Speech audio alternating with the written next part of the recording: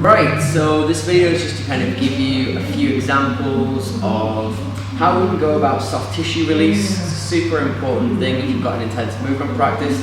I'm going to start with the most specialized tool, kind of the least available tool, and then I'm going to work all the way down through to the simplest tool. I'm just going to show you a few little things with each tool that you can do that's going to relieve hips, relieve shoulders, forearms, that kind of thing. And yeah, we'll see what we can achieve with that. Right, first thing, barbell in a rack. 10 times more useful than any foam roller. Okay, I really like to use this one for example, triceps. You can roll it, you put a lot of pressure in here. Also extremely easy to do biceps. The wrong side, I'll do it this side so you can see. And you can really get the bicep in here and then just start to roll it out.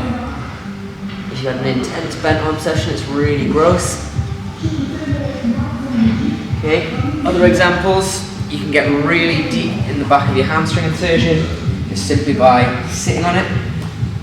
Okay, you can then also rotate your hip.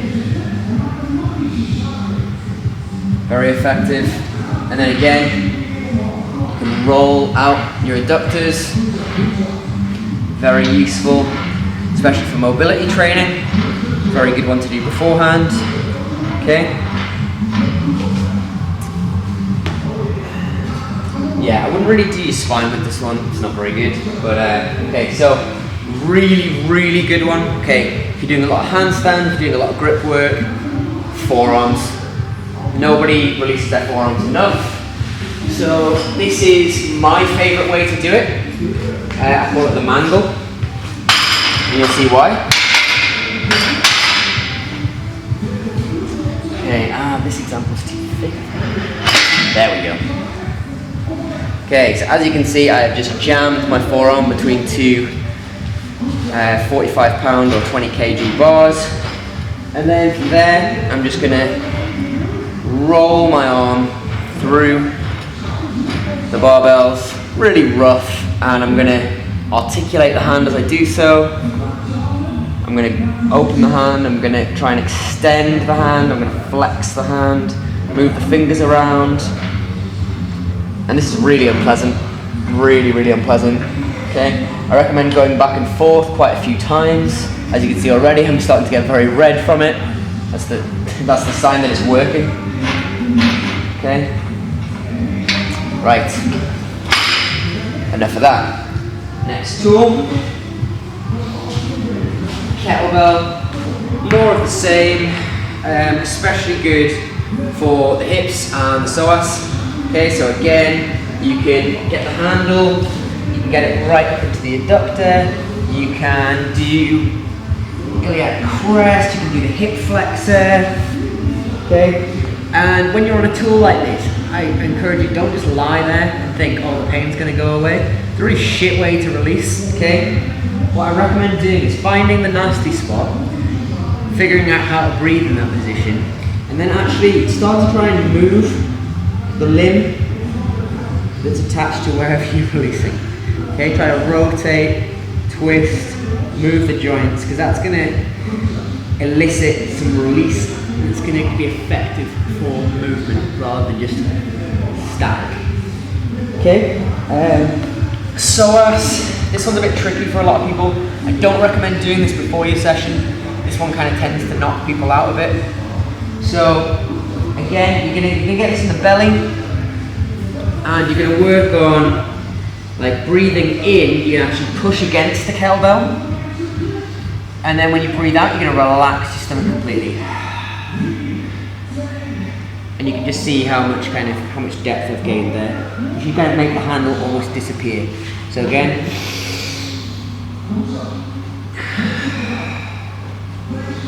that one can feel pretty intense, so kind of brace yourself for that one. Very good to do if you've got digestive problems or if you're having issues with sleep. Very good. Rumble roller is kind of a pussified hockey ball. This is kind of what you use if you've just kind of stepped away from a foam roller and you kind of, you're out of nappies and you're into big boy pants. This is kind of the first couple of weeks of big boy pants, I think. It's okay, but if you can use one of the other tools, I recommend you use it. But that being said, if you're really like fucked up, then this can be beneficial. Again, you can do lateral glutes just by sitting, rolling, sinking, articulating the hip. You can do some thoracic spine mobilization, which is just kind of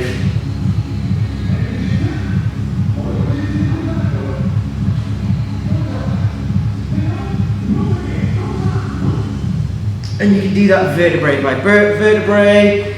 You can roll out delts.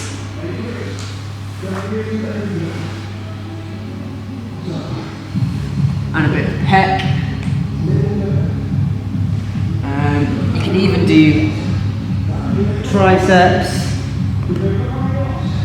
biceps as well. Not very good for forearms. You can do a little bit of calf. I really recommend putting as much weight into this one as possible. Okay, really try and take your whole body weight off the floor and put it into your calf. Because calves hold a lot of trigger points. Okay, that's the rumble roller. It's okay, but try to be tougher than that. Okay, another tutorial featuring my mangled peanut tool. 2 tennis balls taped together. The reason you use tennis balls are better for this tool than a lacrosse ball, because tennis balls actually have some give in them. Now, this kind of goes against what a lot of soft tissue gurus say. They like hard tools. The erector spinae, they don't like tools that have no give in them. You can actually tighten up your spine by doing that, by going too hard, especially over scapula, because scapula is a thin layer of meat, a big sheet of bone, and then if you're jamming a hard tool on there, you're just pinning that muscle and crushing it. You want something with a bit of softness in it. Okay, so I'm not going to show you how to use that one, there's plenty of better videos, but again, spinal mobilization, thoracic spine, really good tool. Now we get onto my personal favorites. These are the most accessible tools and they're the most useful ones, in my opinion. They're also the most painful. And they're the most acute and accurate, I think. Okay, so one, lacrosse ball. This one was given to me by a friend, Ferran, movement practitioner from Spain. Thank you, Ferran. Sat in my bag ever since. Okay, you can do literally anything with this. You can roll out the bottoms of your feet to release your hamstrings. You can release tension in the calves. You can do hip flexors, hips, hamstring insertion. You can do erector spinae, you can do thoracic region. The options are unlimited here, and you get quite an accurate hit. And then the next step beyond that is the nastiest one of all, chopstick. This is fantastic. You can have instant pain relief with this tool, but you've got to be prepared for quite a sharp sensation. So just as an example, my forearms are really tight today, and that's because all my practice trashes my forearms.